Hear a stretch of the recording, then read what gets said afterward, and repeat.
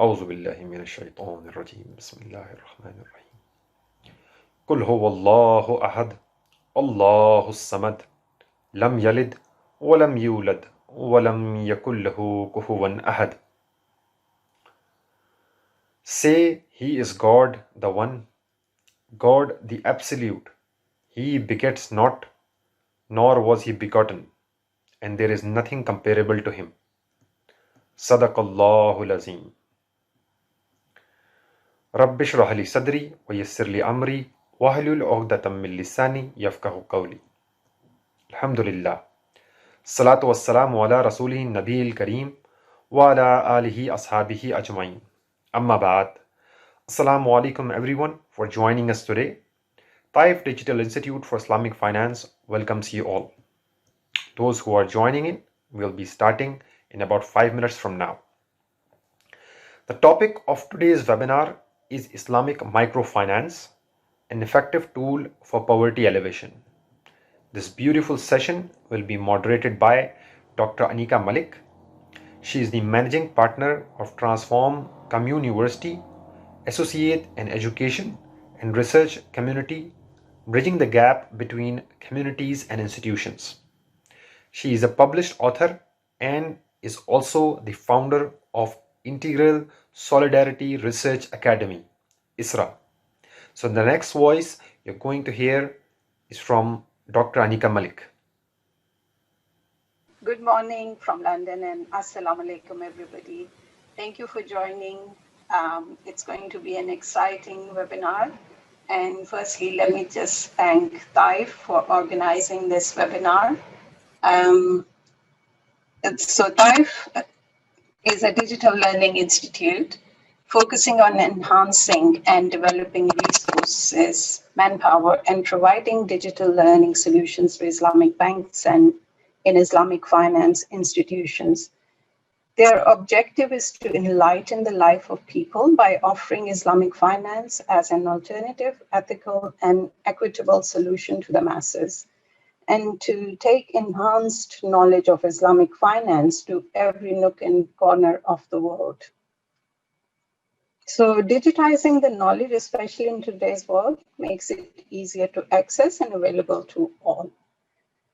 So that's Taif, and let me now tell you about my prominent guest today. So we are honored to host two prominent names and leading figures in the Islamic microfinance sector. Dr. Muhammad Amjad Saqib, founder of Akhuwat Foundation, Pakistan, and Ustad Jamil Abbas, Deputy Director, Islamic Finance Inclusion at Kanks, Indonesia. I hope I'm pronouncing this right. So today's webinar provides you with an opportunity to learn and explore with our distinguished guests two main areas as per the topic of our webinar. That is, what is Islamic microfinance? That is the distinction between Islamic and conventional microfinance. And secondly, how could it be practically and more efficiently used as an effective tool for poverty alleviation? For example, we will be sharing with you the concepts of Qarde Hasan and Bait al-Mal. Just a brief history of microfinance, because I'm not too sure if everybody is familiar with this term. Muhammad Yunus from Bangladesh came up with the idea of microcredit in 1974 while studying the lives of poor entrepreneurs in his native Bangladesh during the famine of 1974. Islamic microfinance, which just the term is relatively a young industry, even though the concepts they go back when 1400 years ago, basically, with the inception of Islam and Islamic concept. So our esteemed guests will be presenting two distinctive models of Islamic microfinance to provide you with an in-depth insight into how these models are used for financial inclusion and for bettering lives of not too fortunate amongst us. So the first model will be presented by Dr. Saqib is Akhuwat's model of Qarde Hasan or benevolent loan. Akhwat Foundation is world's largest Qard-e Hasan organization, having provided zero-interest loans to more than 4 million families within Pakistan. And the second model, presented by Ustad Jamil Abbas, is of Baitul Mal wa Tamweel, which translates as House of Social and Business. So Jamil will be sharing with us the BMT Islamic Microfinance model, which has been adopted by over 3,000 institutions within Indonesia. The way our webinar is structured today is that Dr. Amjad Saqib will start his presentation first, and then Ustad Jamil will present his model, and in between I'll be asking them questions, pertinent questions, which will last for about 35 minutes each, and after that we'll open the floor for your questions. So let's start with Akhwat Foundation first, for which I invite Dr. Amjad Saqib to enlighten us with his unique model of microfinance, homegrown in Pakistan. But first, let me briefly introduce Dr. Amjad Saqib to you. Even though I'm sure many of you might already be very well acquainted with him. He's the founder of Akhwat Foundation, a world-renowned development practitioner, author, and a former civil servant. On account of his remarkable achievements in restoring human dignity to Pakistan's most vulnerable communities through financial inclusion, education, healthcare, and presenting food and clothes, Dr. Saqib has received worldwide recognition. Most recently, he has been presented with the Commonwealth's 31st Point of Light Award by Queen Elizabeth II. He has also been awarded Sitara Imtiaz by the President of Pakistan. So over to you, Dr. Amjad Saqib.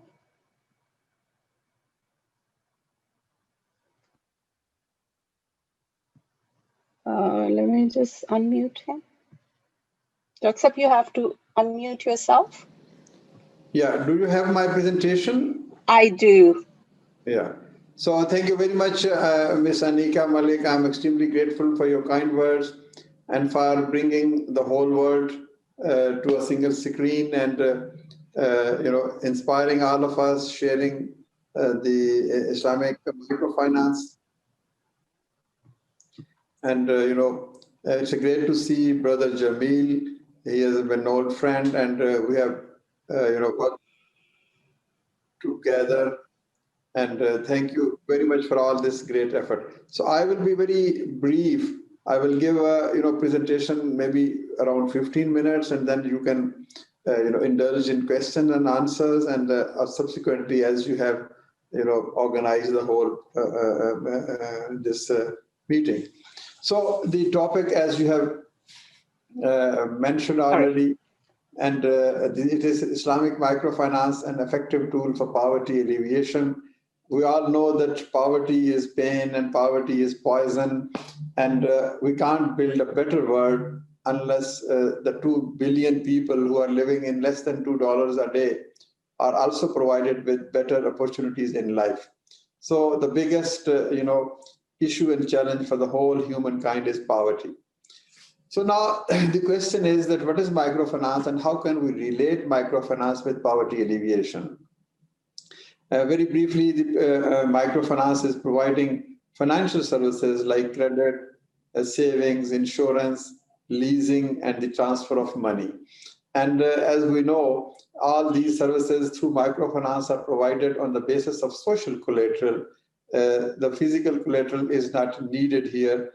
And this is the biggest dilemma, that 80% of the poor people who want these services, but they are denied of these services because they do not have physical collateral like assets and gold and jewelry or anything else.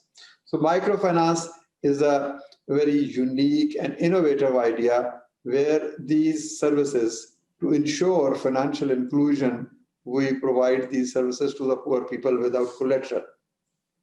So why microfinance? The next question is, we want to nurture an inclusive society where there is political inclusion, where there is social inclusion, and where there is financial inclusion, because only an inclusive society is a society which would be ultimately poverty-free.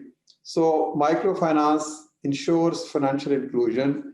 It alleviates poverty. It is the major contributing factor for social development. By social development, we mean the access of the poor people to education and health. Then it improves the quality of life. That means they have a better house to live in, they have a roof on their top, and they have a clean drinking water, they have sanitation facilities, they are living in a good environment. So this is how, starting from coming out of the poverty line, then having access to education and health, then they are further having a better quality of life. Then another a reason for microfinance is it is extremely critical for women empowerment. By providing financial services to the poor people, and especially to the poor women, we are giving them a chance to move ahead. And then, of course, entrepreneurship. Entrepreneurship is the heart of everything. We need a world where there are plenty of entrepreneurs who are creative, who are innovative, who are not risk averse, and who want to start a business. So this is one thing which extremely critical, the capital which we provide them and promote entrepreneurship. Then obviously financial inclusion for the extremely marginalized people, extremely disadvantaged people, people living in far-flung rural areas, people living in deserts and peaks of the mountains. So the gender specific programs. So this is an attempt to include the extremely disadvantaged and marginalized peoples, and an effort to bring them within the core and to give them these services. And then, of course, as it is very popularly said, that credit is a basic human right. So equitable distribution of resources cannot be ensured unless we provide these financial services. So this is just a recapitulation. We all know why microfinance is critical, why it is significant. But at the same time, I would like to draw your attention towards some of the issues and the challenges which are being faced by conventional microfinance. So on the top is, of course, the high cost. It varies from area to area, continent to continent, country to country, but generally it is 25% to 60%. Here I'm not talking of any religion or faith, but only on the equity principle. This is unfair that a rich man who goes to buy some luxury item, some say a Mercedes car or a BMW car, and he goes to the bank and gets a loan at a rate of 5, 7, 8, or 10%. But a poor man who has to earn livelihood for his family, he goes to the bank or to the microfinance institution and bears the cost of 25 to 60%. So this is a big challenge. I'm not going into the details of why it is so high, because there are 4 or 5 reasons: the cost of capital, the cost of delivery, the cost of default, the cost of growth, the cost of technology, the cost of any profit involved in it. But despite those arguments which justify this high cost, it is still a very big challenge. The next is interest-based lending. Specifically talking about Muslim communities, people, they would never prefer to indulge themselves in a financial system which is based on riba or which is based on interest. So we need to develop a system to carve out a program which doesn't force the people to contradict their faith and religion. So we need to introduce some mechanisms and systems and procedures which make these non-interest based loans. Then while it is important to give women loans, but still exclusive focus on women is also another kind of apartheid. That why men who are entrepreneur, who are trustworthy, who are creditworthy, who are poor, why they are not being given loans? So this is also something to be noted. Then limited products which do not suit to the borrower's needs. We have designed some products, and we design those in a way that in every society, in every market, we are only concerned to provide those loans, those products. So we need to bring some kind of creative approach here as well. And then our focus is mostly on organizational sustainability. We are thinking that a sustainable organization will be in a position to provide sustainable solution. But we see it in a different way. We see that as far as organizational sustainability is concerned, there is no doubt about that. But why don't we think of client sustainability? Because the whole microfinance paradigm is linked to two basic stakeholders or the basic players. One is the organization and the other is the borrower or the client. So we believe that if client is sustainable, that will automatically result in organizational sustainability. So there's a long debate that which comes first and who should come first. But we believe that organizational sustainability shouldn't overshadow the client sustainability. And last but not least is that the whole microfinance movement, as Ms. Anika has very rightly pointed out, that it was started by Grameen Bank in Bangladesh. So Grameen was initially a non-profit organization, a civil society organization, and most of the microfinance programs were started the world over through civil society organizations. That means this was a passionate and compassionate attempt to help the poor people. But gradually, in the name of growth, in the name of sustainability, the whole movement was shifted to the banks, and it became a business and it became an industry.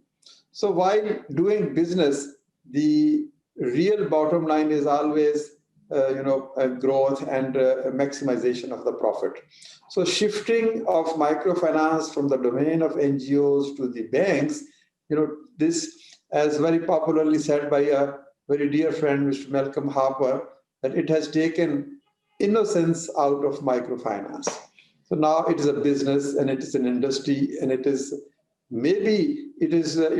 claimed that there are two bottom line and three bottom line, where financial sustainability is achieved, where growth is achieved, where income is income is derived. At the same time, the poor are helped.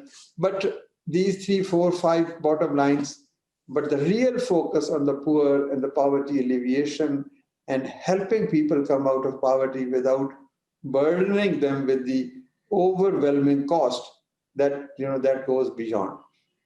So these are the few issues which we need to consider.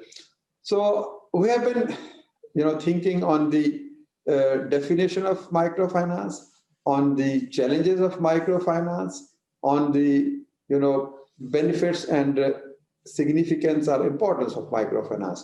And since we focused more on challenges and issues, so we came up with the solutions, and those solutions may you call Akhuwat. As we claim that Akhuwat provides some of the solutions of all these challenges. Number one, our features is Qarz Hasan or benevolent loan. That means providing interest-free loans to the poorest of the poor, no interest, no cost of capital, no service cost, and all these things. That is how we have introduced this. So this doesn't contradict the faith, number one, and it also is more this is affordable because the borrower has to pay only the capital amount.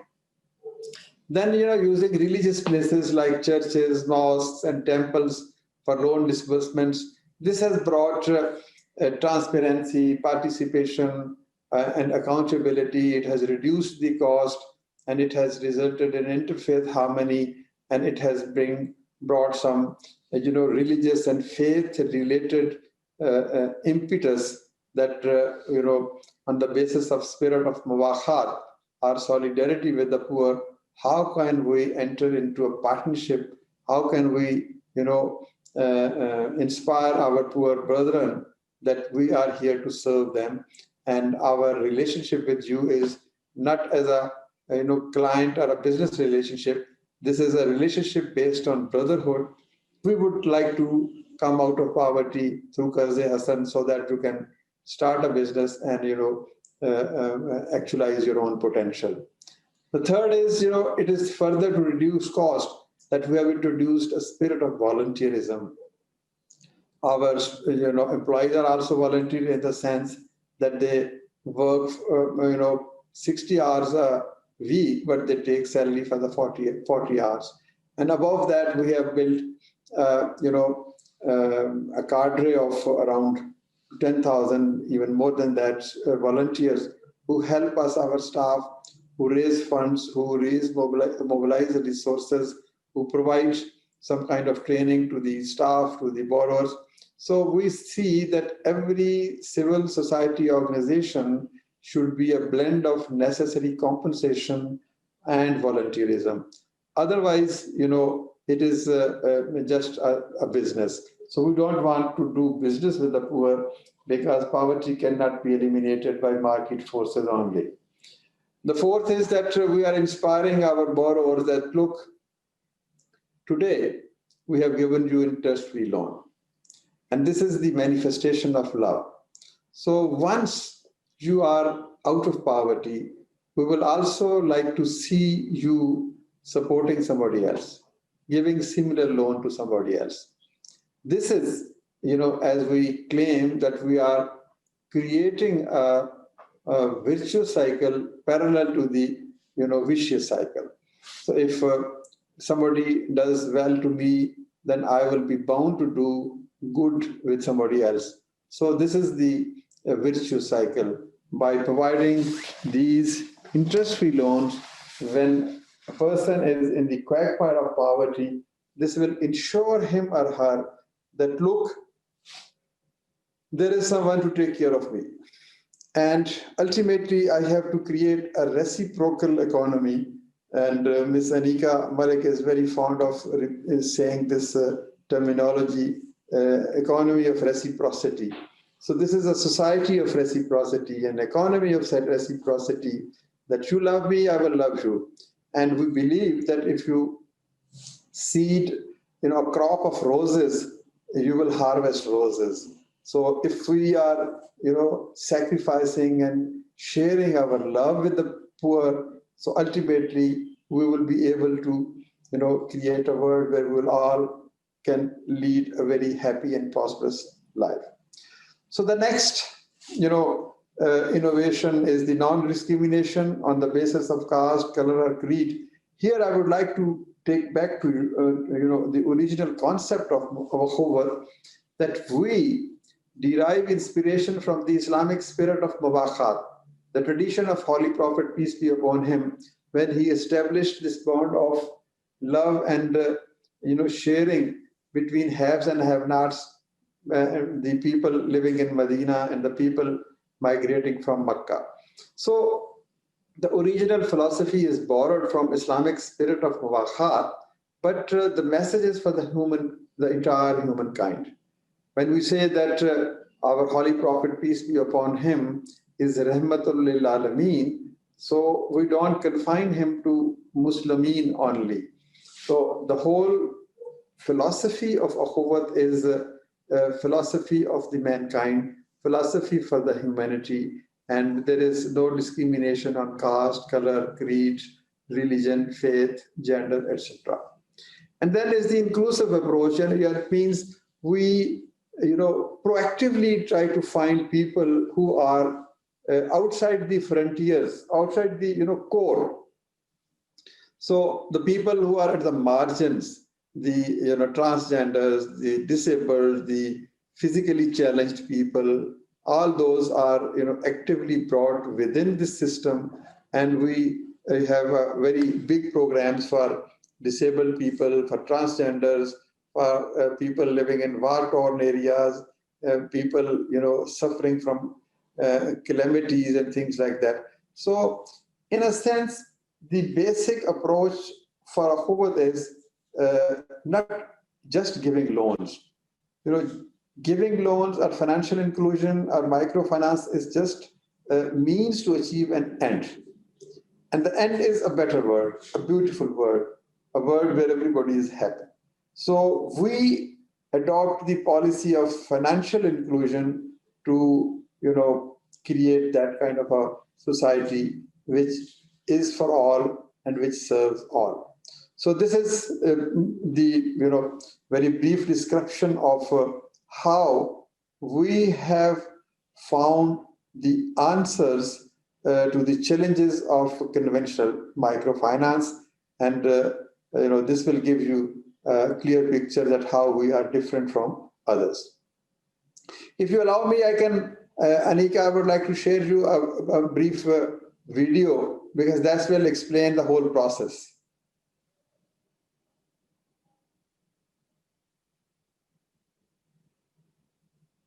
This is, 8 years old video. The figures are old, but the process and the program is the same.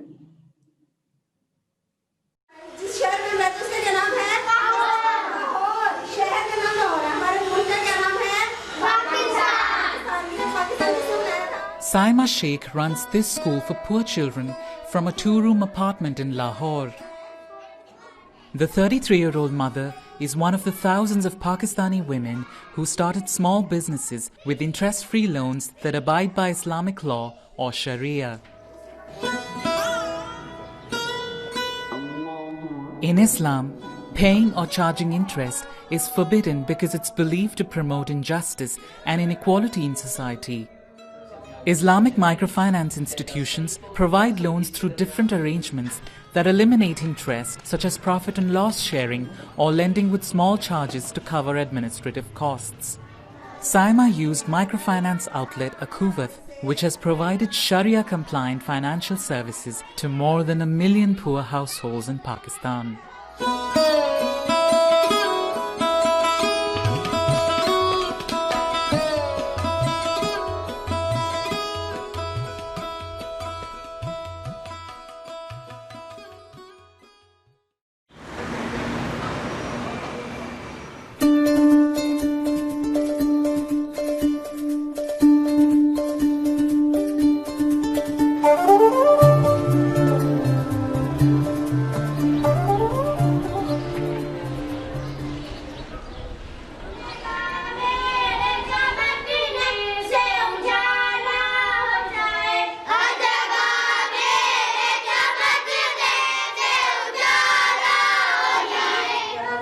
बच्चों की पढ़ाई के लिए सीने खोल दे। ज़्यादा से ज़्यादा पेपर की तैयारी करने की तौफीक अता फरमाए। Saima was 22 years old when she was married to her cousin by her parents. 2 years later, when she was pregnant with her second child, she says her husband abandoned her and her 1-year-old daughter. Circumstances तो very worst थे. Being a mother, अब 2 बच्चों का साथ भी था मेरे, और बेटा जो था आफ्टर 4 month डिलीवर हुआ था, तो उसमें मेरे हस्बैंड जब गए हैं मुझे छोड़ के, तो डेप्ट भी था, 80,000 का डेप्ट था, और बच्चे भी साथ थे, तो ये सारे सर्कमस्टांसेस मेरे हालात मेरे काबू से बिल्कुल बाहर थे. After struggling to repay a debt with traditional microloans, Saima borrowed around $100 from Ukhuwat to start Al Fatima Academy, a school for poor children in her neighborhood.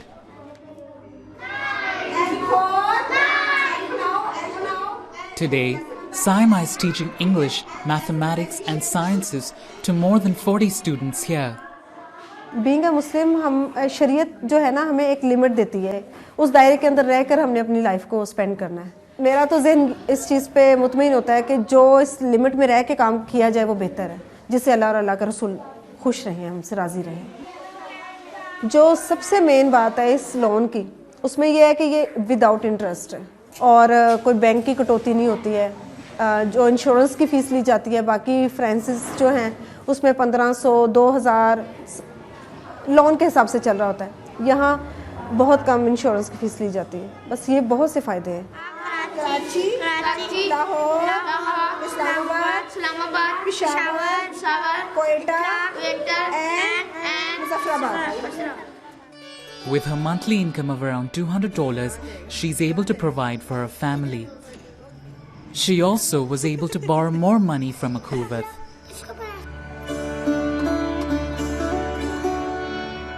जब मैं चलती हूँ मुझे बिल्कुल बड़ा फील कर रही होती हूँ कि मैं कुछ हूँ, मैं उस टीचर हूँ.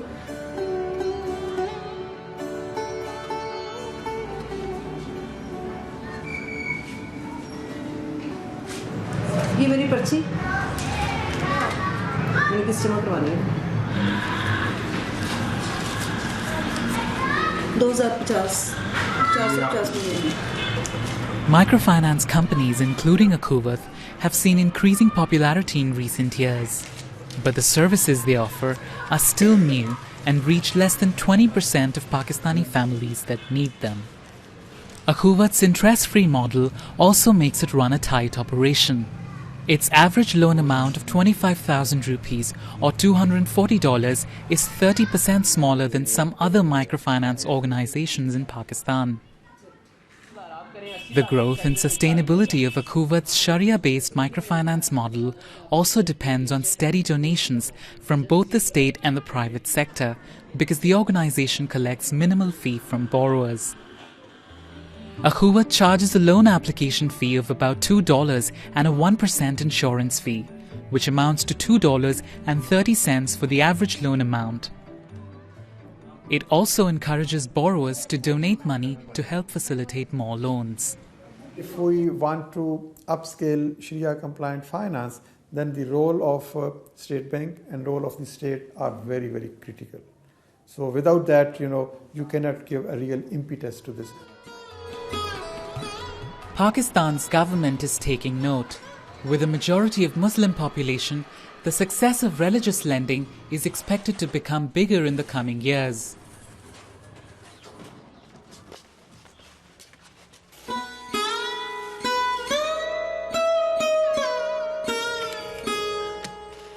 मेरा नाम सिबिया बेगम है. मेरी उम्र 58 साल है.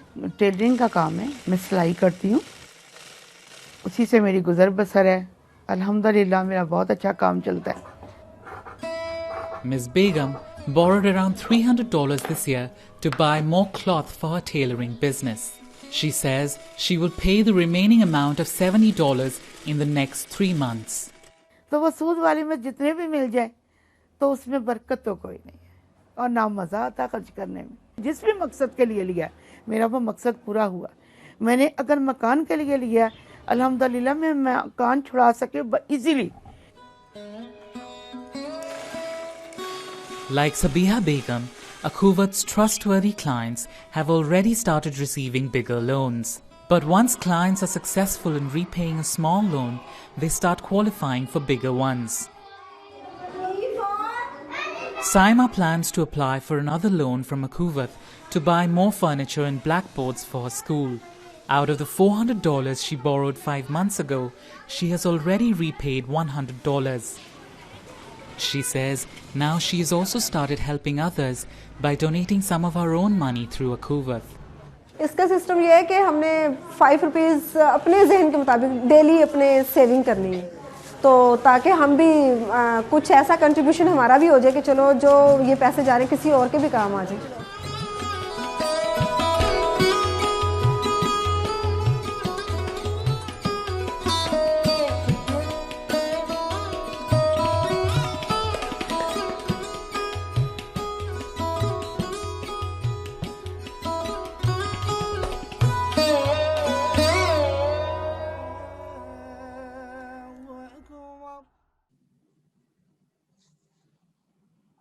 Yeah.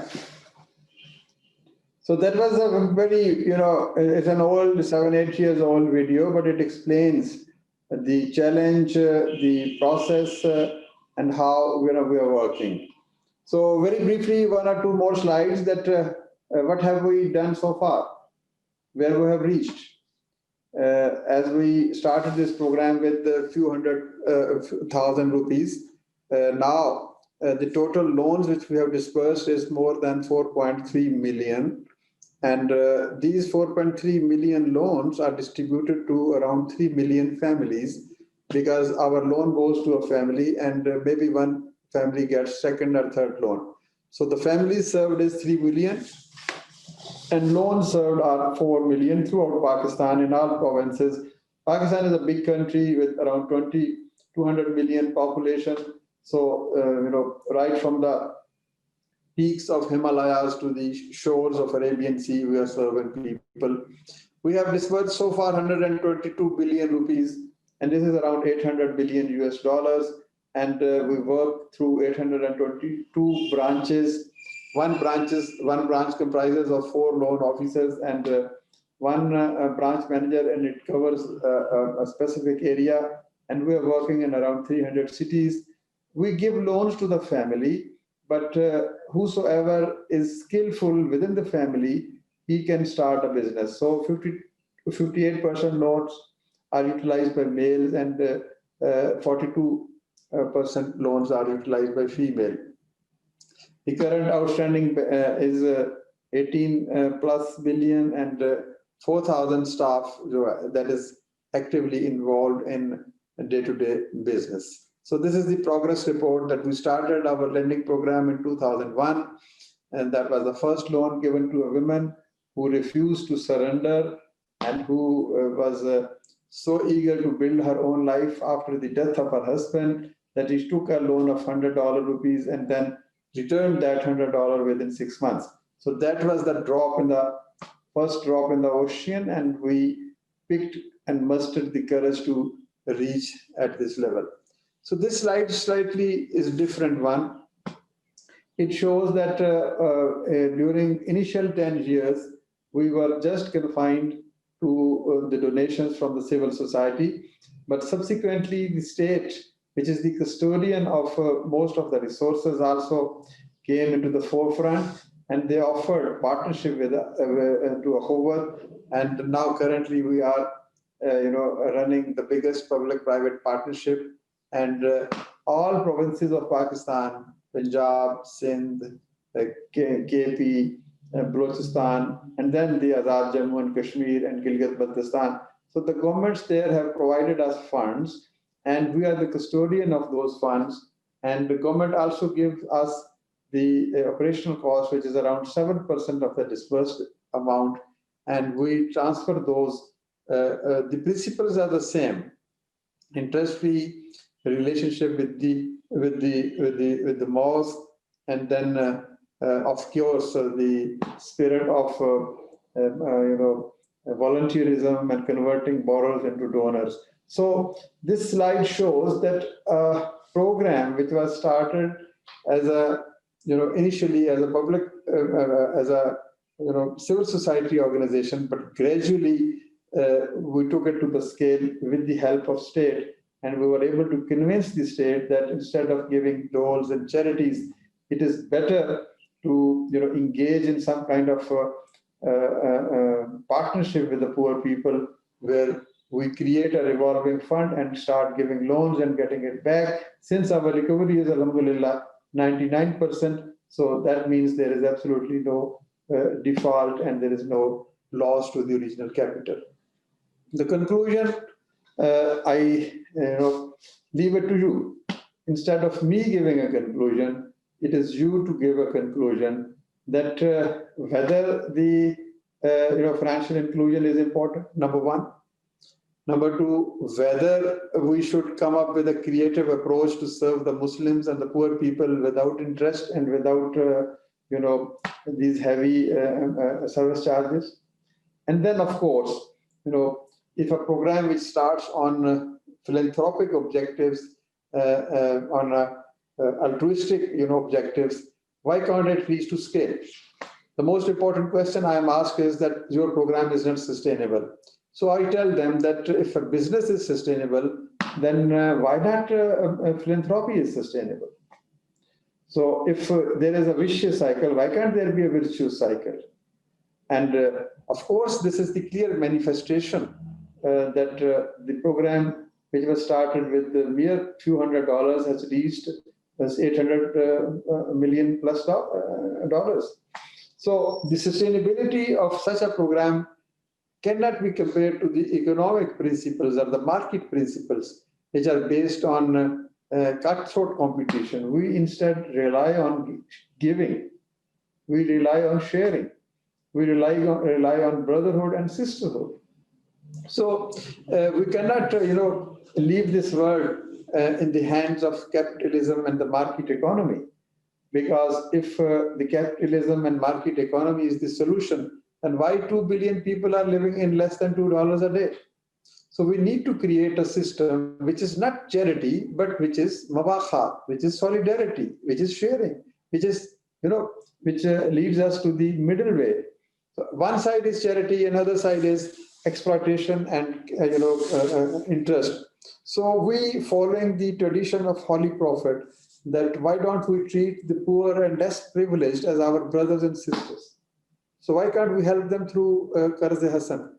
If as a brother, as a sister, I give loan and I take a loan, why can't we see the poor people as our brethren, or our sisters and brothers? So this is a new, product, Qarz-e-Hasan. We haven't, we haven't invented Qarz-e-Hasan. We have just, taken this individual practice of Qarz-e-Hasan to scale. That is the, success of Akhuwat, that we have institutionalized this concept of Qarz-e-Hasan and introduced in the Islamic finance, Qarz-e-Hasan model for the first time to be, displayed on such a larger scale. So this is what we have done. Much is to be done. Akhuwat, alhamdulillah, is the largest program, interest-free program in the world, and it is studied as a model in Oxford, Cambridge, and Harvard. And the echo of this spirit of brotherhood is resonating the world over. Ms. Anika Malk has taken it to many, educational institutions. She has also written a book on it, and many people are now familiar. My brother Jamil Abbas is also a great supporter of Akhuwat, and I visited Indonesia, and he truly appreciated. I would like to remind him that he promised me to come to Pakistan, and still we are waiting for him. So that concludes my presentation, and thank you very much again for inviting.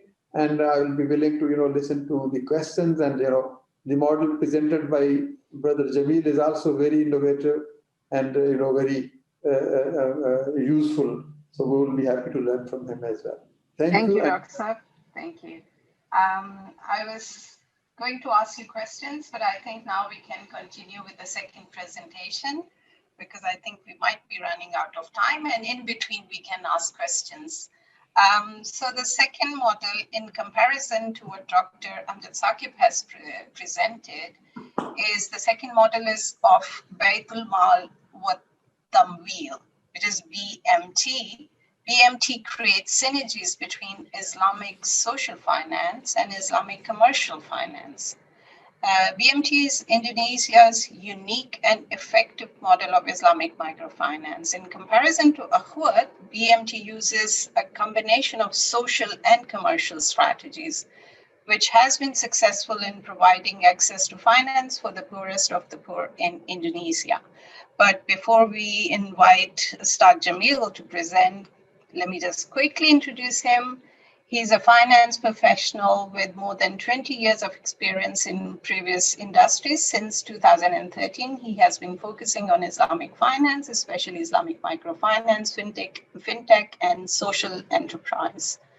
And Jamil is now holding the position of Deputy Director, Islamic Financial Inclusion at KENGS, which is National Committee for Islamic Economy and Finance, a special government body of the Republic of Indonesia, directly chaired by the President and the Vice President of Indonesia, with a mandate to speed up the development of Islamic economy and finance of the country. Previously, he was a general manager at PMBT Indonesia, one of the largest Islamic microfinance groups in the world. Jamil is also actively promoting and developing Islamic finance as an impactful solution for poverty alleviation and welfare improvement. With his colleagues at Kanks, Jamil is now developing the concept of collaboration-based Islamic financial services in order to optimize synergies among stakeholders of Islamic finance for greater acceleration of Islamic financial inclusion in Indonesia. So welcome, Ustad Jamil. Let me just share your presentation here. Yeah, so today, as promised, I will share about BMT models, Indonesia's Islamic Microfinance model, something which we have been operating for almost 30 years by now. I think everybody in Indonesia agree that the first BMT was at the end of late 80s or early 90s. So now we have been doing BMT in Indonesia for almost 30 years. And now we have more than 3,000 BMT institutions in Indonesia. And maybe some countries start adopting the BMT model as well. So BMT in this case stands for Baitul Mal wa Tamwil, which is roughly translated as House of Social and Business. So the BMT model can be explained in this very simple diagram. So BMT is like a house with two pillars, Mal and Tamwil. Mal is the word we use to handle Islamic social finance, and Tamwil is the division which handles Islamic commercial finance. So under Islamic social finance, we are dealing with what we call ZISWAF, Zakat, Infak, Sadaqah, Wakaf, and also donation and general CSR. Then under commercial finance, we are dealing with the commercial funds that we know, mostly from the bank, investment from members, or direct investment from investors. So with BMT, we believe that the true beauty of Islamic finance will come if we can create synergies among both social finance and commercial finance. We believe one of the main differences between Islamic finance and conventional finance or capitalist finance is the existence of social finance, or in this case, famous as the ZISWAF, Zakat, Infak, Sadaqah, Wakaf.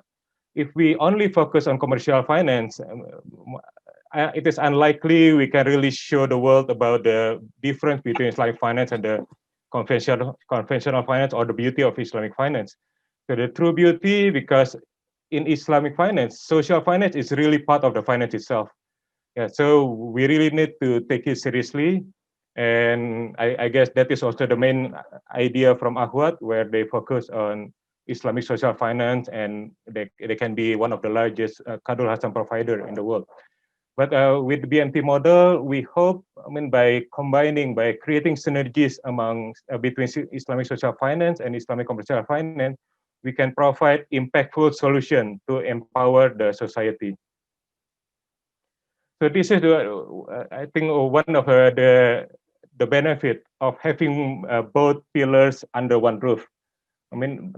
Usually the ordinary microfinance, they only talk about commercial finance.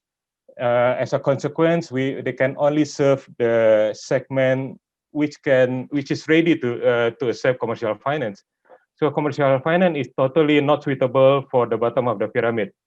Islamic finance is not the knowledge created by ordinary human being. For us, Islamic finance is really knowledge coming from the smartest, Allah Subhanahu wa Ta'ala. So certainly Islamic finance is really perfect for the humankind, for everybody on earth. Islam rahmatan lil alamin. So that's why in Islamic finance we have zakat, infak, sadaqah, zakat, infak, and sadaqah, because that's the way to properly help poorest of the poor. So with zakat handled by our Baitul Mal, we can provide grant for the one who deserve it.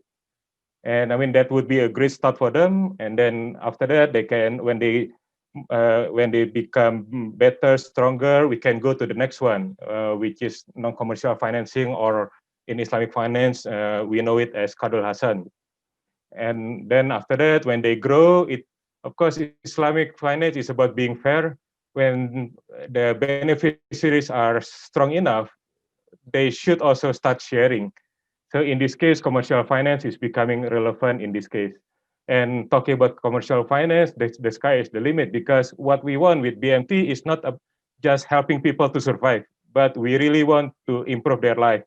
We want the poor to stop being poor.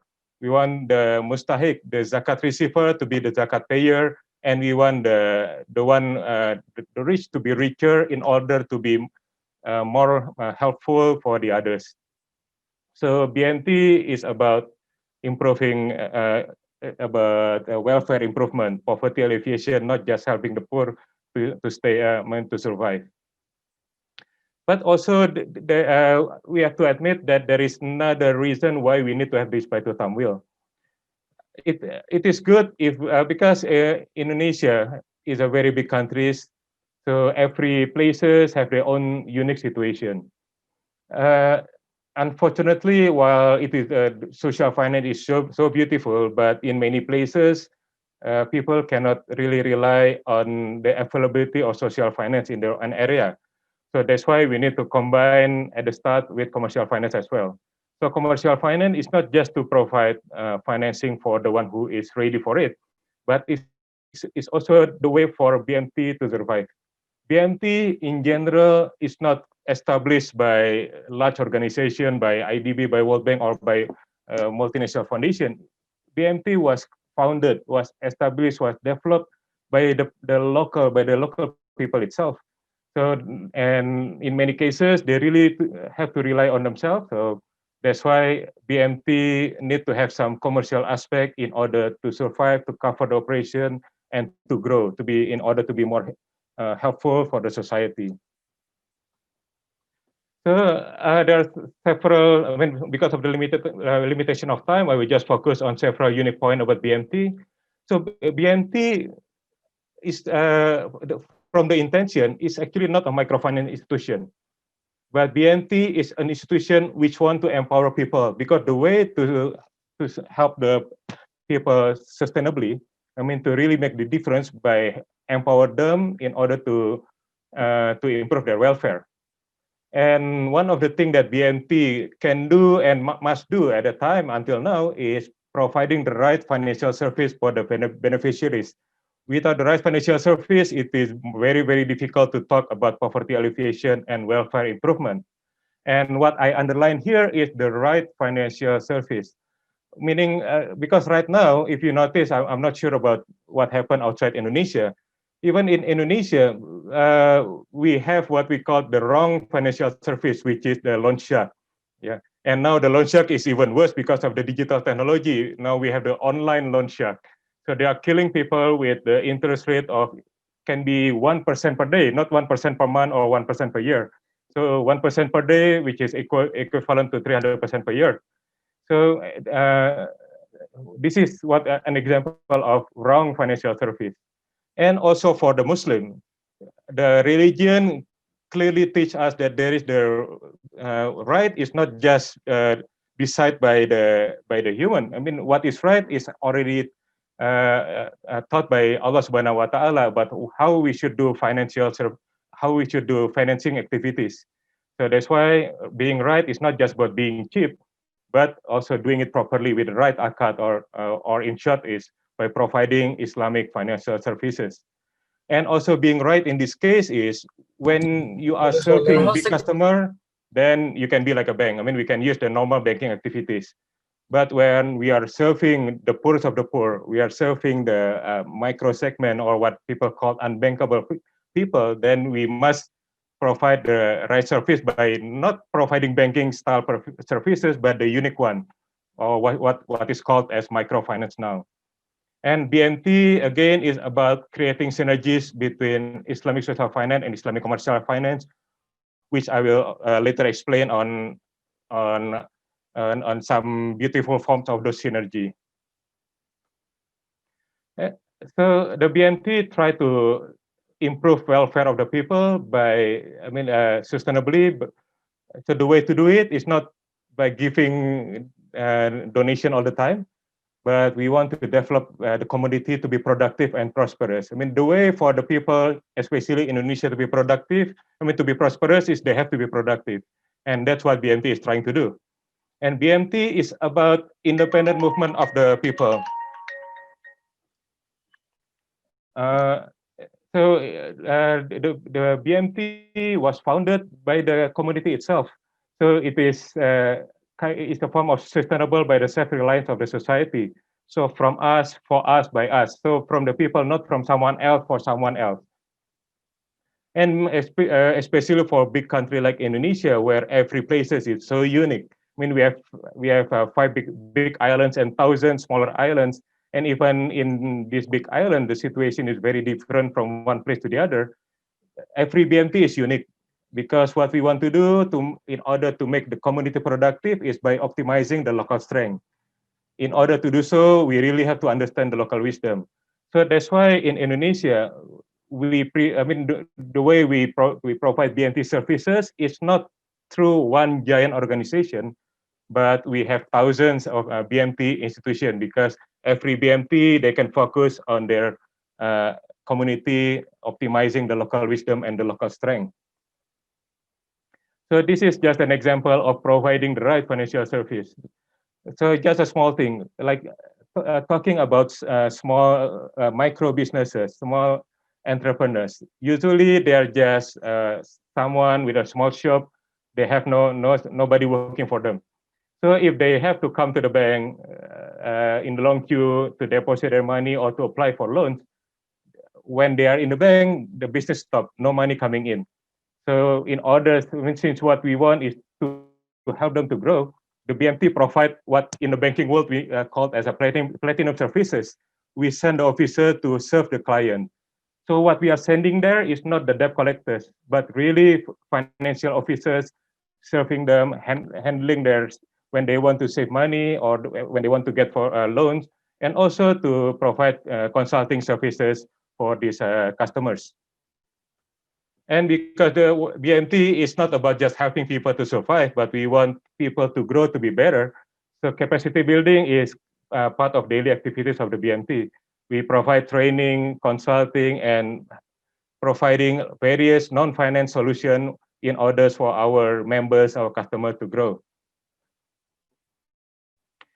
So in short, although BMT right now is known as a Islamic microfinance institution, but what we have been doing so far, learning from the experience in the last almost 30 years, what we are doing is more than just providing financing. So this is one of the case where BMT is talking about helping people, helping them to grow. So this is about a case where the BMT tried to help few ladies in the remote villages. If they are, without the proper job in their village, this lady have no choice but to leave their families and work overseas, as being migrant workers. So certainly it is not a beautiful life that any woman want to do. Nobody, no woman or even no man, no people on earth like to leave their family for years. So in order to help this lady to stay in the village, to be with the family, BMT not providing the loan because not many poor people, even we provide as much money as possible, they don't, many cases, they don't have the knowledge, experience, skills to develop a new business. So what BMT is doing is establishing a business and creating jobs. So based on our experience, actually a lot of poor people, they will be more than happy if they can just have a proper jobs, but that is also always the problem everywhere in the world, that there is never enough jobs on earth. So we combine with helping them to be entrepreneurs or creating jobs whenever possible. And here is the way BMT alleviate poverty, in many cases providing jobs, and also BMT try to create multiple impact. In this case, we are also providing solution for what we call growing village. So in Indonesia, we have initially the definition of urbanization is about people moving from village to the city. But now the definition of urbanization is a village becoming a city. So as a city, they have now many tall buildings which require certain maintenance facilities. BMT try to solve that problem. They establish maintenance company, including a cleaning service company with a modern technology. But actually, the main intention is to do poverty alleviation by providing good jobs for the poor in that village. So BMT is also trying to solve problems with garbage because garbage management is still a problem in several places in Indonesia, and some environmental campaign. Then here there's in the case where I think Dr. Amjad agreed that helping poor people is already difficult. But what BMT is trying to do here in this case is helping poor and disabled people. That is the double problem. It's very difficult, but that's what BMT, because of the spirit of helping, then that's what they do. And because of having Baitul Mal and Tamwil, they have social funds, and then with a commercial approach, they establish social enterprise special to provide jobs for poor and disabled people. I mean, this is another form of poverty alleviation. And here, some initiative by my friends BNT in the city of Yogyakarta. As mentioned before, providing capital in many cases is irrelevant for many poor families. They don't have the capacity, they don't have the knowledge, skill, experience, and network to create and develop business. But many people, the poor people in Indonesia, they are willing to work hard. So the BMT in Jogja, they changed the way they help people. They stopped providing financing, but they use the zakat, infak, sadaqah money to create a business. So what they give to the poor families is not a cash, but a business package, together with the training, together with the network and everything they need. So all this poor family must do is just work as hard as possible, running your own business. And Alhamdulillah, with this project, we can proudly say that we are not just helping the poor to survive, but we help them to stop being poor. Because usually in less than 6 months, these poor families who had nothing, now they are making monthly income of minimum wage or even double minimum wage. And the way for poverty alleviation, we are not just talking about poor adults. I mean, we want, if say the parent is poor, we want the children to have a better life. So BMT is also trying to help the children of poor families with good education. I think like in Indonesia, English is still an issue. I mean, English is very important. With English, it opens opportunities for better education, better business, better job opportunities, but it is still an issue in Indonesia. So there's a BMT established an English center in a very remote poor village in order to make sure that today's poor children, they become prosperous adults later. And BMT is not about just economic. It's really want to improve people's life.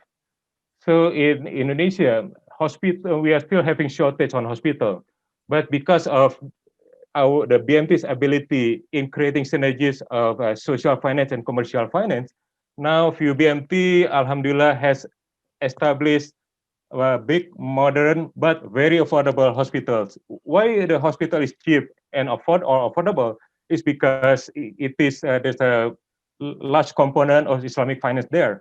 It started with wakaf land, and then wakaf cash and infak, sadaqah, and then combined with commercial financing, and there we go. We have this beautiful hospital, but not expensive. Not only one BMT can do it, but several BMT already doing it. So now when you come to Indonesia, you can see some beautiful hospitals and clinics that happens because of the ability of BMT to create synergies among Islamic social finance and Islamic commercial finance. So in summary, BMT is about being independent. So this is a model which is designed to be very simple. So anyone with good intention can do. For almost 30 years, we have a lot of good examples that ordinary people, you don't need PhD certainly to run the BMT. A lot of big BMTs now was really founded by ordinary young men with degree or even without degree, but they are very good Muslim. They are honest. They have a persistent to do it. I mean, BMT is a simple model, but it requires a lot of sacrifice to have it. Like now from some big beautiful BMT that we see here, the founders, they didn't take any salaries during the first few years of their BMTs. And BMT is talking about making sustainable changes. So the keyword is empowering, not just simple donation, because donation is like trying to empty an ocean. And the way we can really empower the people is by focusing on the local strength and resources, especially for big countries. I think all big countries in the world, the situation is very different from one city to the other city, or even from one village to the other village.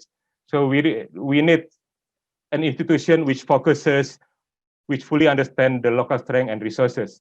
And again, let me repeat again and again, because that is the most important thing for, I'm talking about Islamic finance, is the true Islamic finance, the one that is different with the ordinary or conventional finance, is the one who can create synergies between social finance and commercial finance. Because social finance is a compulsory component in Islamic finance in general. So I will end my presentation with this, my favorite cartoon. Yeah, so in short, BMT is not a financial institution per se.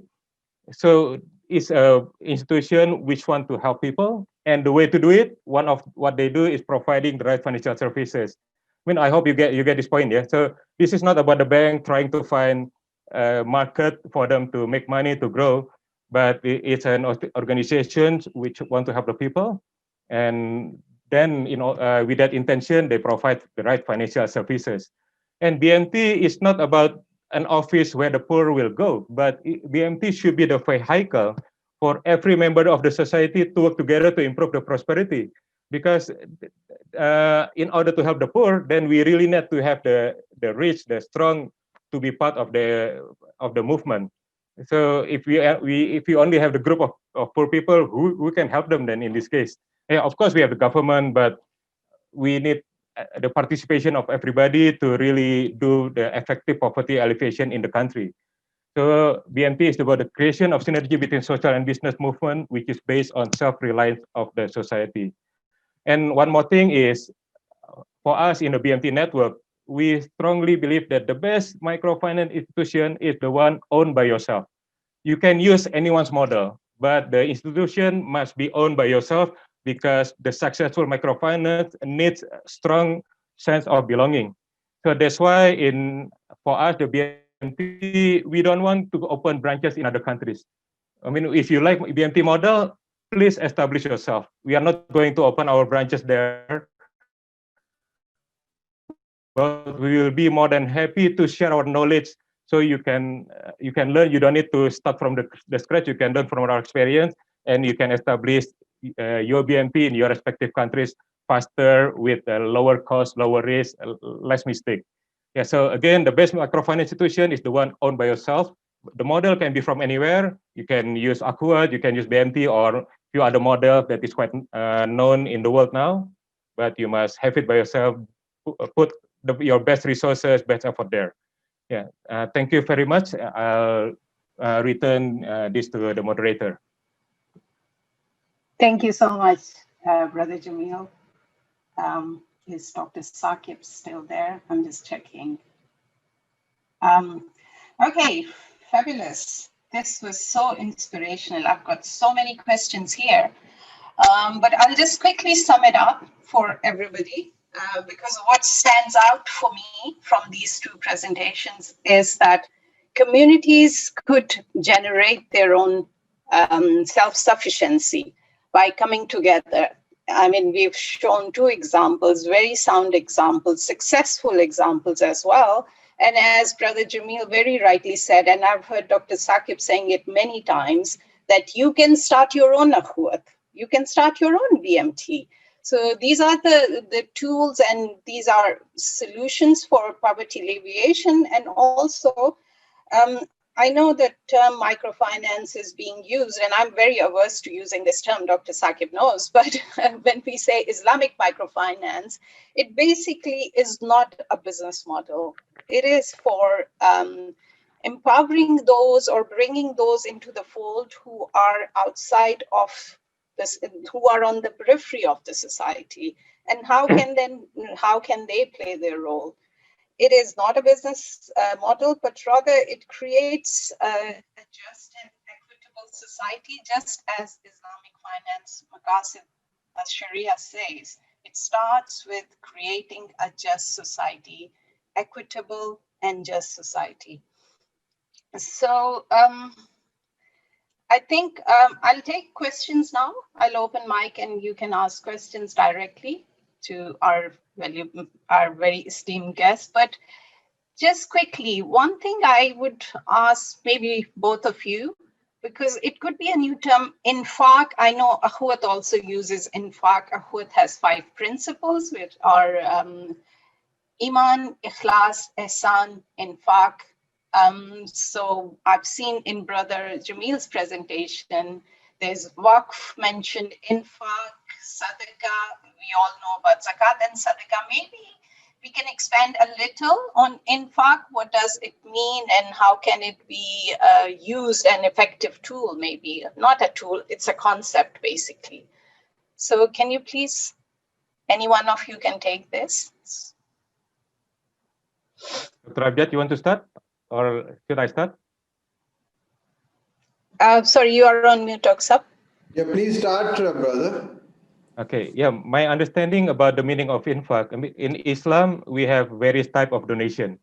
I mean, Islam is so beautiful, the knowledge is so comprehensive.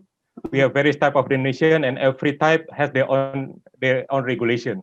So zakat, we know the regulation related to it. Infaq is another type of donation, which is, what do you call it?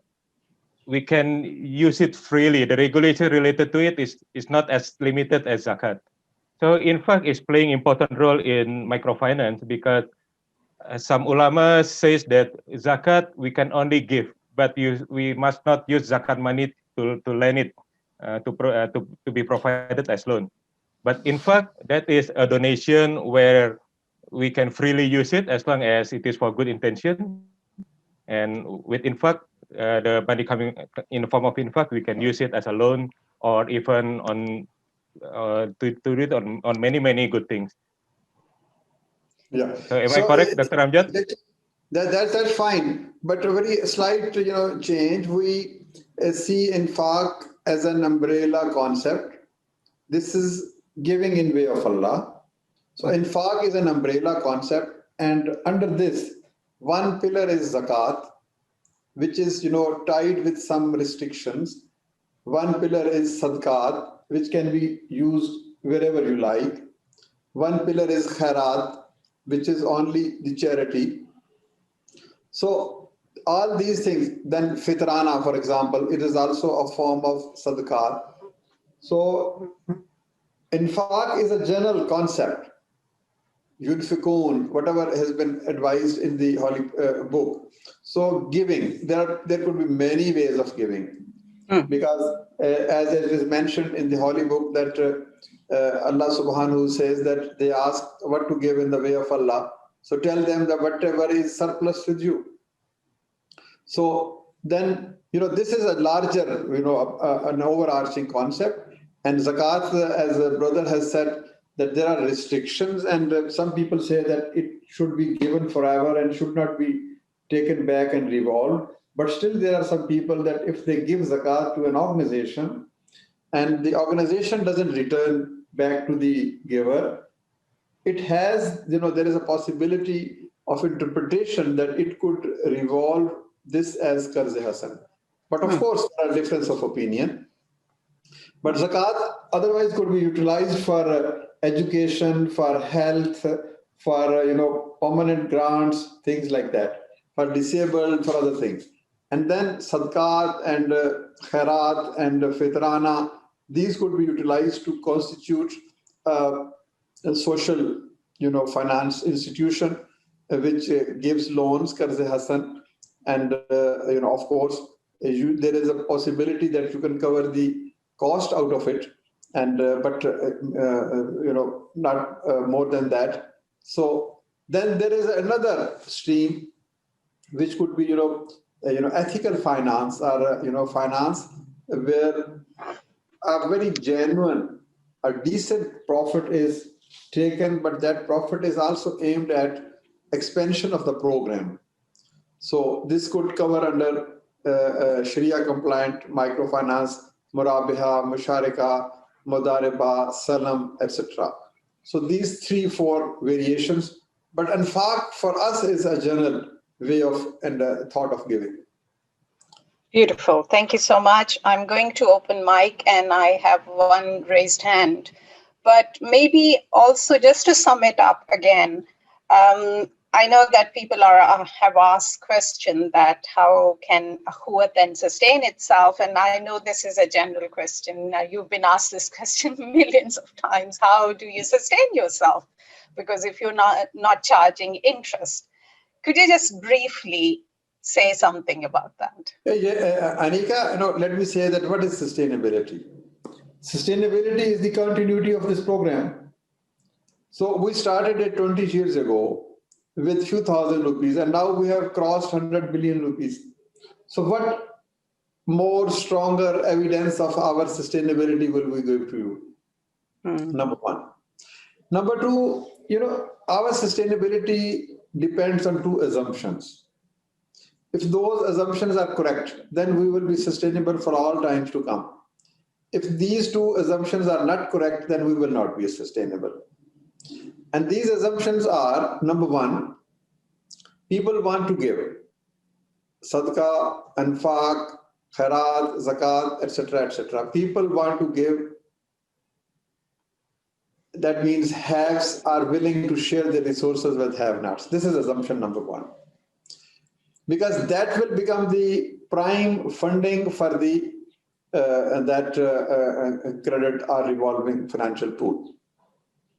Second assumption is that the poor, they are not willing to accept charity. They are willing to accept Qarz Hasan, and they are honest enough to return that money back to the Qarz Hasan pool so that it could be revolved and utilized for others. So these are two assumptions. And now this is for you to decide, for me to decide, for all our participants to decide that in whatever society they are living, are these two presumptions prevalent there? If they are, then they can start a small Akhuwat type program, or as Jameel Abbas brothers program, and they can start it. Absolutely no problem. Third requirement is, of course, a credible organization comprising of fully committed and professionally trained people. So if these three things are there, it is sustainable. We, according to the Western concepts and philosophy, we have concluded sustainability that all the costs should be transferred to the shoulders of the borrower. And if borrower is giving money back, then you are meeting your operational cost, you are meeting your financial cost, and then you are a sustainable organization, and then you will be sustainably serving the poor. We think on a different line. As you have rightly mentioned, this is an ethical finance. This is where you share your resources with have-nots. You are not here doing business with the people. This is not business. This is not an industry. This is an attempt to share your resources, to ensure financial inclusion, and to give this inspiration and motivation to the poor people that the whole society is standing with them, and they will give them sufficient amount of money to do a business. So basic philosophy is different. If you define sustainability that all the costs should be recovered from the borrower, that is the financial sustainability or the operational sustainability, then of course we are not sustainable. But if you think that society is willing to help these people and those people are also willing to help themselves, then we are sustainable. So this is the difference between sadaqah and solidarity and the mawakhat and the market economy. So you cannot judge Akhuwat's sustainability on the principles of economic sustainability. Where economics ends, the principles of mawakhat begin. because economics believes in self-interest, in competition, in growth, in making money, in profit. But here, in this case, we believe in sharing, in giving, and whatever. If we are losing something, somebody else is gaining, and this is how we are trying to build a society. And in fact, our loss is not the loss. In fact, this is the benefit for the whole society. So we cannot, evaluate the sustainability of our program in terms to conventional programs. So this is my brief answer. Thank you. So there are no raised hands, but there is a question, I think, which is for Brother Jamil. And the question is, can't we have proper symbiosis between profit and charity in Islamic microfinance channels? I think this is what your presentation was about. Sorry, so that's even the question that can we have profit and, can we do profit and charity under one roof? Yes. Yeah, that exactly. Again, we strongly believe that the Islamic finance concept is a very comprehensive concept. Lots of akats there. And we have commercial akad, we have commercial agreement, and we have social agreement. And both are good provided that you do it properly at the right context. So BMT, we make nice profit when we do business with strong entrepreneurs, strong micro, small enterprises. So when they Islamic finance is fairness for both. So if the business is profitable, then it should be shared. But if the business is losses, the risk should also be shared. So BMT with Baitul Mal wa Tamwil, the Tamwil focus on profit financing, profit-oriented financing. And in order to do so, we are dealing with the right one. We don't talk about profit when we help the poorest of the poor. I mean, with a very poor family, with a mustahik, with the zakat receiver. For those segment, we let the Baitul Mal division to do the job. And so far, so good. And having both under one roof, when we said about improving, go to the next step, it is smoother than if you pass it to other institution. Just like in a school, I mean, once you complete primary school, if you have a junior high school under one roof or under one organization, it's easy to go to the next step. Yeah. But if you pass it to the other school, then the other school will ask for another set of entry examination, that kind of thing. Yeah. So as long, it's like finance, we have various akad for both social and commercial for profit. So as long as we do it properly, correctly, with the right people, with the right beneficiaries, it should be no problem. Even we are doing it for. Most of the BMT, because it's becoming a big organization because of the profit that they make. But because of it is applying Islamic finance, when BMT is making nice profit, the borrowers or the customers are making much bigger profit. Thank you. I think what the takeaway from profit without feeling guilty. Yes, I think the takeaway from this for everybody should be that we are giving everybody an opportunity, thanks to Taif, that these are the concepts. So you understand the basic concept. Then you can be as creative as Ahud has been or BMT has been, according to your own community's needs, and because it does differ from every context is different, every community's context is different, every community's needs are different.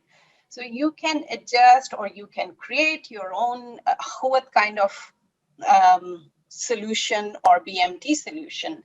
So we are introducing the concept by presenting these two models, the concepts of infaq, concept of Baitul Mal, how Karde Hasan could be very creatively used for communities' betterment. And Dr. Saqib has something to say here. Yes, please. Yeah, thank you very much. I was just seeing a question addressed to me, number one. And number two, I would like to endorse what you are saying. Islam gives us some fundamental principles. It does not give us a system. We have to develop or create a system in every age, according to the political, social, technological, environmental milieu. So in this, today's system might be different from 200 years before, or maybe different from which will be, offering the solutions 200 years later on. Yes. So this system, what does Islam say with reference to the financial system? Equality, equitable distribution of resources, then creation of wealth through halal means. So these are the few things. Then how? Through business, through distribution of resources, inheritance, zakat, sadaqat, infaq, all those things. So if you take all these principles and then, link them with the current social and political conditions, and you learn from the conventional banking, and you marry all these things through technology, you can create a system which is according to the Sharia. So we have done nothing. We have done, taken the tradition and then experimented that how can it be done at a larger scale. The same is the case in Indonesia. So all these things, the primary thing is the basic philosophy embedded in Islamic economic system, and then current practices, and then intelligently interplaying with those and creating a model which is suitable to the political, social context of the age. And here comes the innovation, and every society should create its own model. Something which is good in the villages of Pakistan might not be good in the cities of Indonesia, or might not be, practicable in Sudan or Nigeria or Africa. True. So we should see all those things. And the question which was addressed to Hukumat was, are we present in all 4 provinces? Yes, we are working in all 4 provinces. We are working in Azad Kashmir. We are working in Gilgit-Baltistan, and we are even working in the formerly tribal areas which are now merged in the KP. So we are everywhere, and at around 300 cities we have our active Sorry, offices. we have some raised hands. Maybe we can take this from our attendees. Alam Asadov, can you just unmute yourself and ask the question, please? Alam? I'm Ashraf from.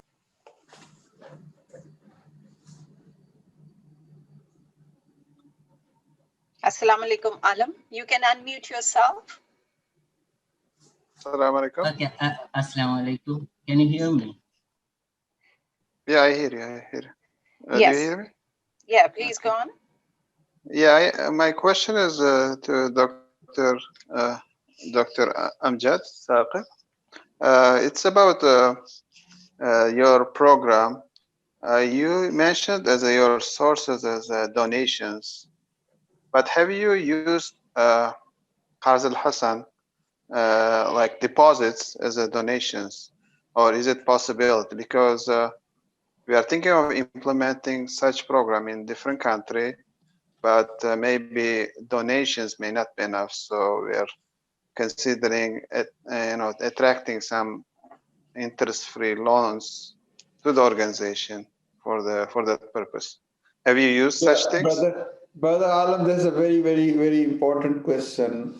That how can we increase the size of the revolving fund, either only through donations or through Qarz Hasan to us, so that we can also transfer this to the borrower as Qarz Hasan. Currently, we are 95% relying on donations.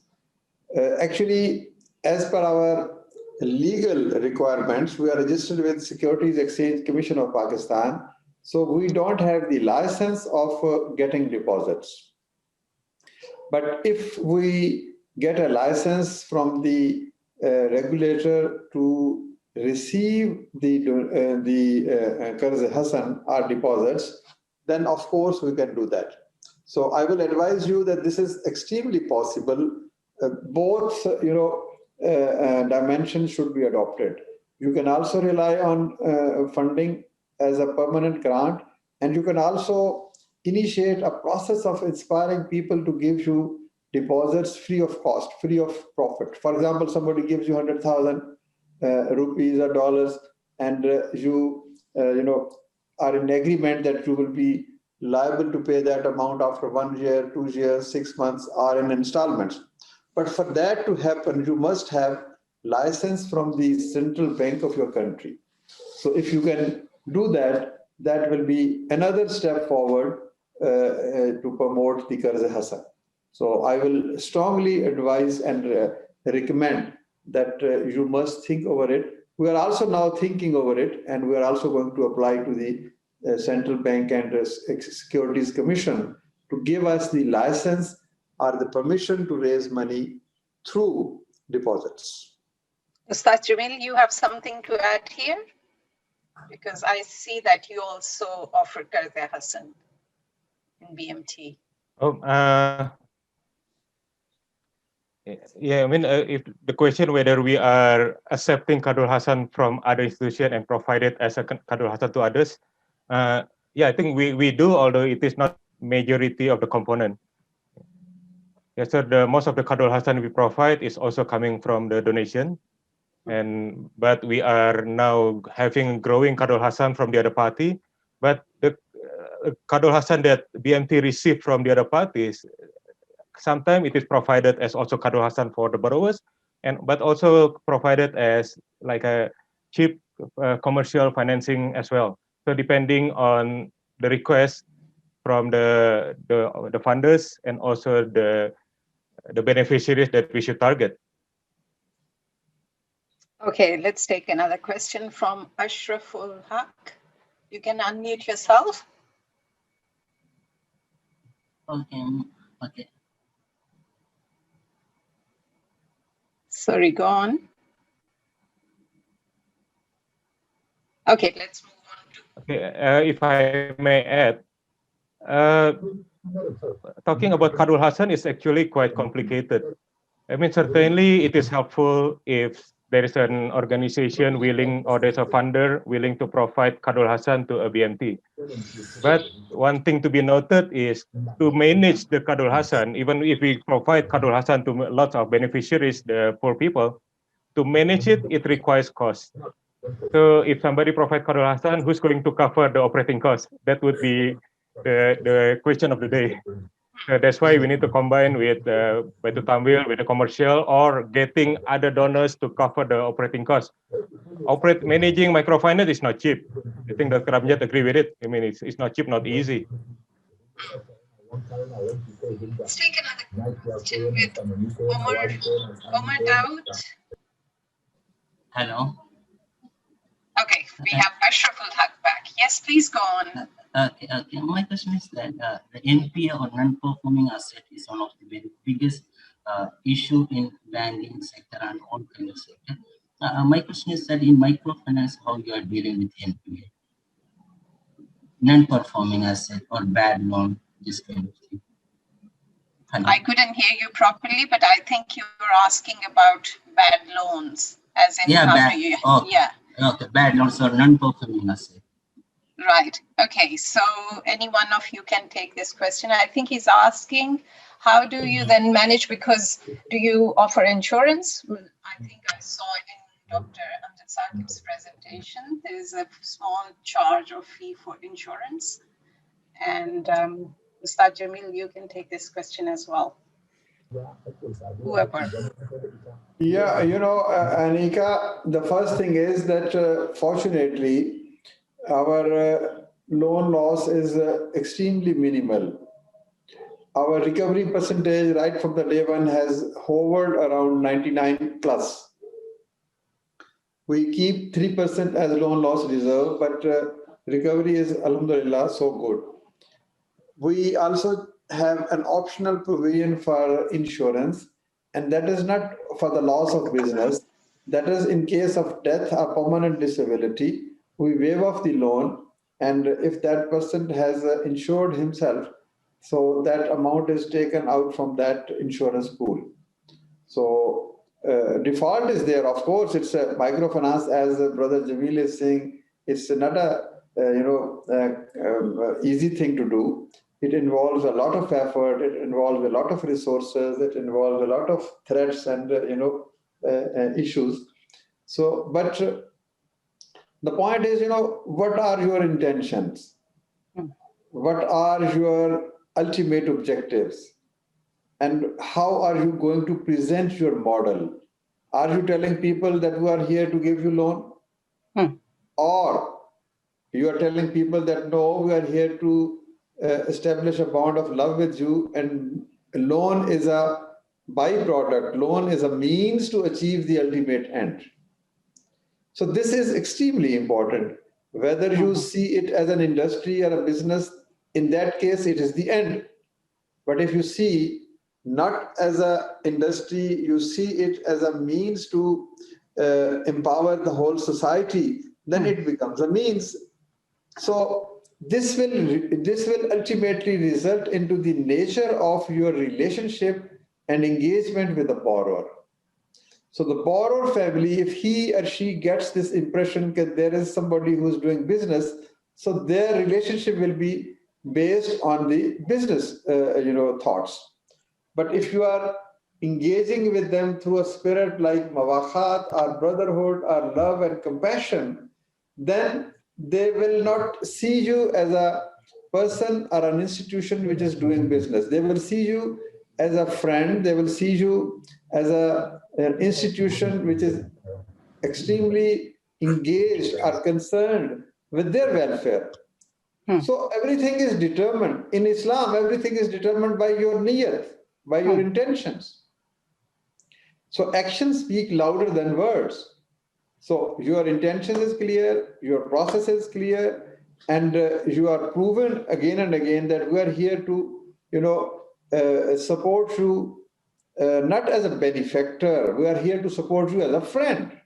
Yeah. People shouldn't be, given doles and charities. They should be given a feeling of friendship where they can do. They should do their own work. You are just removing the bottlenecks,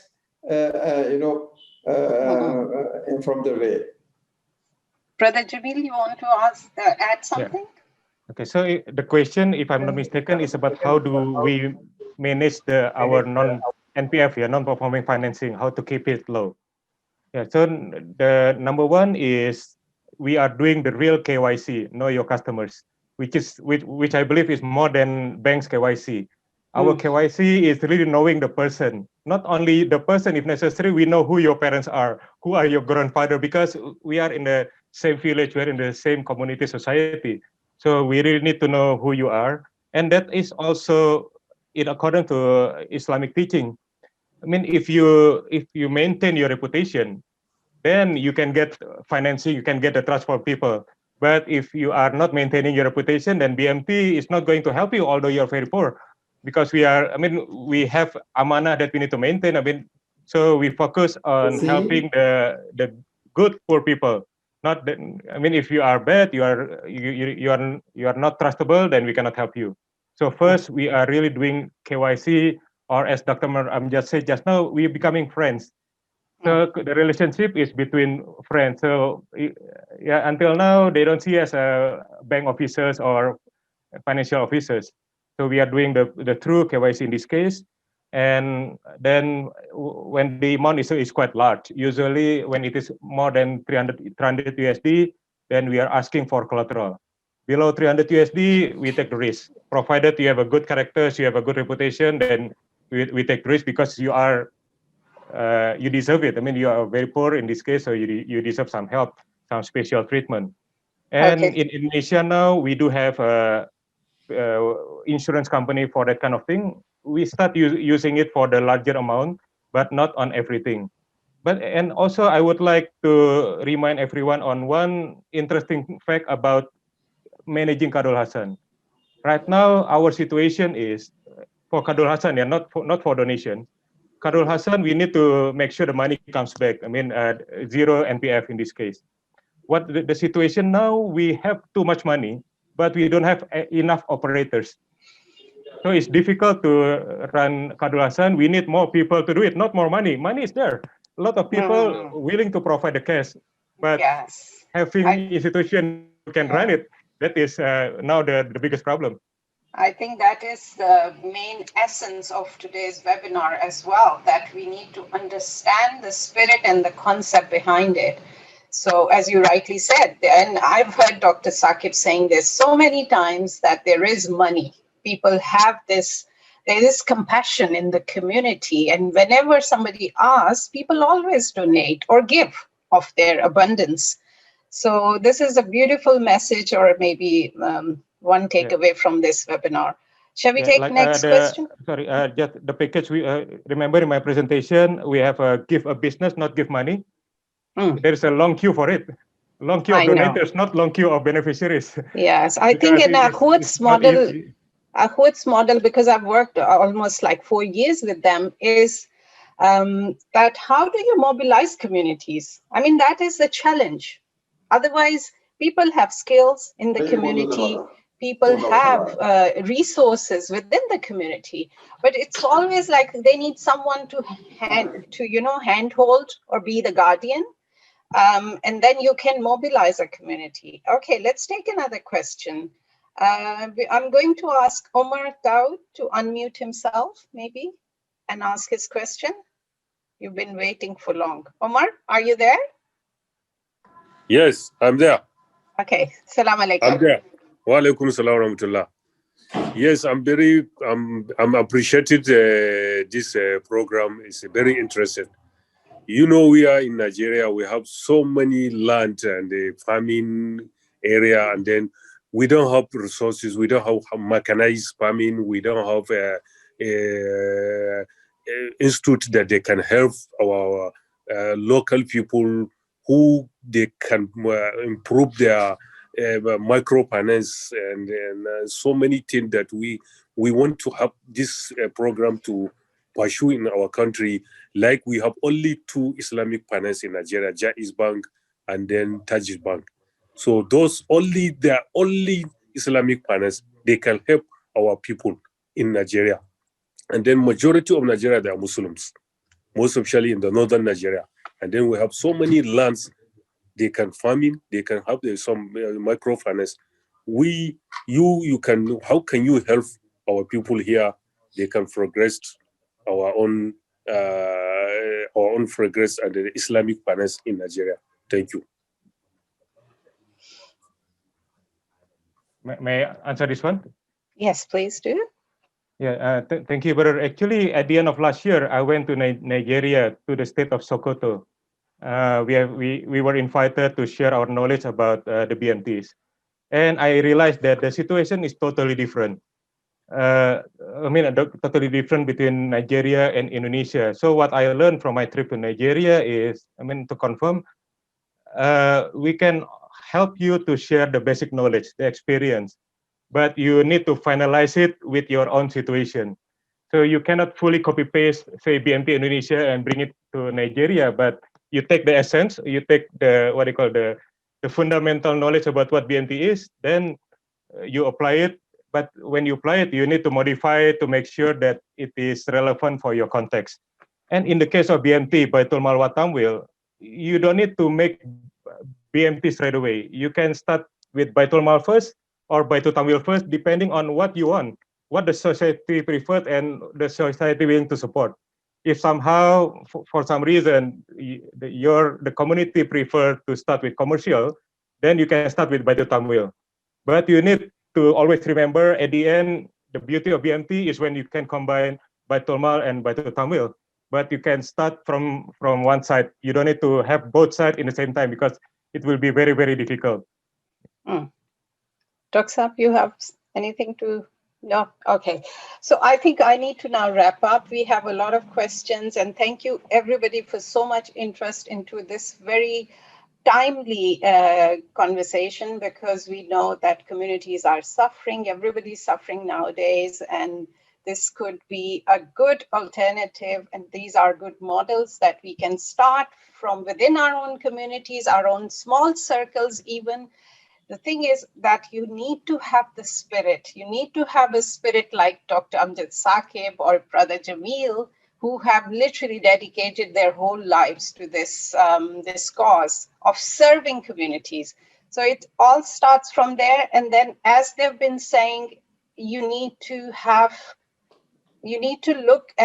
engage with your community. I think it starts from there, because what I've learned from Akhwat or Dr. Saqib, and I think I've been trying to set up an Akhwat in England, say, for example, for 4 years. And it hasn't happened because I've sat through his circles when he's sitting on the floor with people within his community, and I've seen how he engages with people. I think it all starts from there, that you have that, that spirit of connecting with your community. And sorry, I'm very shamelessly promoting, but there is this book on Akhwat, which is available on Amazon. But if you want, I can send you the PDF as well, so you can read through the book and understand that we need to understand the concept first. We need to understand the spirit behind Karda Hassan, behind Muakhad, behind Baitul Mal, and how we can combine this, the social finance, with the commercial as well. So be creative, and rest assured, when, as Dr. Sab said, that when your niyyah is there, then the help comes from Allah subhanahu wa ta'ala. It always does. So I think we should wrap up. Is that okay, Fahad? Yeah.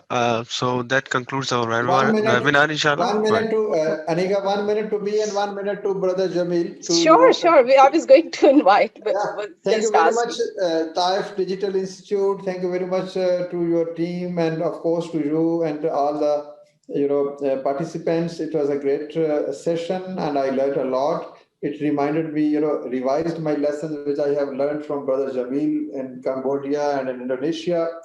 And thank you very much for starting this dialogue at the right time. Involvement of the community, the finances cannot be, the objectives cannot be achieved unless we involve the community in it. So it was a great session, that having all the community lessons and other things. And you mentioned that shamelessly you're showing the book. You should be saying that very humbly and very proudly you are sharing the great work which you have done. And absolutely. This is in fact a very trailblazing effort, that you consolidated all those learnings and presented it to the whole world. So I congratulate you on that as well, and congratulate on the organizing this beautiful event. And I hope Taif and you will continue to invite more people and sharing all these things, good things with them. Thank you very much, and over to Brother Jamil. Thank you for sparing time. Jazakallah, Dr. Saab. Yeah, thank you. Yeah, Alhamdulillah, so happy to be part of this great event, and so happy to see Dr. Amjad again, to see him in a good health. And one thing I forgot to say, that actually my teacher, my boss, one of the biggest founder of BMT, his name is Amjad Saad. So somehow Amjad is the great name in Islamic Microfinance. I think if you come to Indonesia, asking about BMT, people will say about Amjad Saad. And we have Amjad Saqib here. So salam from my senior Amjad Saad to Dr. Amjad Saqib. And again, from us in Indonesia, we are more than happy to share our knowledge and experience in BMT, because we believe while it is benefiting the people in Indonesia, inshallah it can be benefiting the people in your respective countries. And inshallah our niyat is to share this knowledge as Amal Jariyah. It is not a franchise. Even when you establish BMT in your country, you don't need to call it BMT. I mean, it's fine. Inshallah, Allah will know whether it is BMT or not. You can, because the best thing is, it's not about the name of BMT, but to create something benefiting your people, helping the poor in your area. So if you need to use other name, it's fine. And now because of COVID, we are forced to be connected by digital like this, and it is good. So like last time, I had to fly so many hours to Nigeria to share my knowledge, but this time I'll be more than happy to be connected to our friends in Nigeria. If you want to have more discussion about us, we can do it online. You can share your case, and I'll try to find the right BMT friend, maybe to share the relevant experience for you all. I think and last but not least, yeah. Sorry. Yeah, and last but not least, I apologize for any mistake during this silaturahim, and hoping that this is not the end. I mean, it is the start of our long-lasting, Inshallah. fruitful silaturahim and collaboration. Yes, And Dr. Abdul inshallah. Saqib, hope we can meet in Pakistan next time, inshallah. Inshallah. I think the best thing is thank you to Taif, and I yeah, don't know also if thank you to Brother Taif for the great initiative. Zia is there, but I think this is a best way of starting a community online. We can all connect from wherever, and people have benefited from, you know, your knowledge, from Dr. Saqib's knowledge of about, I think, 30 years, more than 30 years of helping communities in Pakistan and around the world, and your knowledge as well, Brother Jamil. So Oh yeah, that's it. Anika, one correction. The name of our organization is not KENGS, but KNEKS. Okay, I was trying to pronounce it. I'm sorry. Yeah, so just KNEKS. It is not a word, it is abbreviation actually. Okay, great. So I think for us, the lesson today, I learned a lot from Akhwat, especially the spirit of muakhat, which I still, Dr. Saab is very humble. I keep on telling him, I haven't seen it around the world. And trust me, I have traveled the world. I have gone to indigenous communities. And if we call it Islamic microfinance, for me, what matters is what is the spirit Islamic? I always ask, what is Islamic then? Microfinance wasn't, it was a Western term. But the Islamic is how we all, how Akhwat and BMT has done. How do you channelize these donation and streams of sadaqah jariyah running through a Muslim or any society or community, and how communities can benefit from it. So this is it from me. Fahad, is Brother Zia there? No, unfortunately, could not join. He had some Okay. engagement, but on behalf of Taif and Brother Mohammad Zahir Siddiqui, I thank you, our panelist. I thank you, Anika, for organizing such a great event. Please, everyone, connect us on LinkedIn, and inshallah, this is a momentum we want to start. And on the technology side also, we are available and we can guide you, inshallah. There's some other initiatives coming pretty soon at Taif level. So microfinance is one of it, inshallah. So that concludes our webinar. Thank you very much again, everyone. Assalamu alaikum warahmatullahi wabarakatuh. Assalamu alaikum. Waalaikumsalam warahmatullahi wabarakatuh.